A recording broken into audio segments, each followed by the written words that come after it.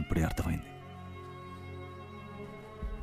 రోజు మన అమ్మా నాన్న మొహం చూస్తూనే ఉంటాం, కానీ అదే పనిగా ఒక్క నిమిషం తీక్షణంగా చూసుండవు. వెళ్ళి మీ అమ్మా నాన్నల మొహం ఒకసారి చూడు మేరీ. వాళ్ళలో ఓ సంతోషం కనిపిస్తుంది. ఆ సంతోషం నీ వల్ల చెడిపోకూడదు.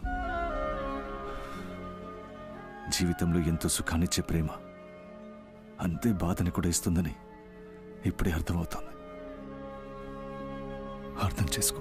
చెప్పినప్పుడు నేను పూర్తిగా అంగీకరించలేకపోయాను. మీరు చెప్పిందే కరెక్ట్. థ్యాంక్స్.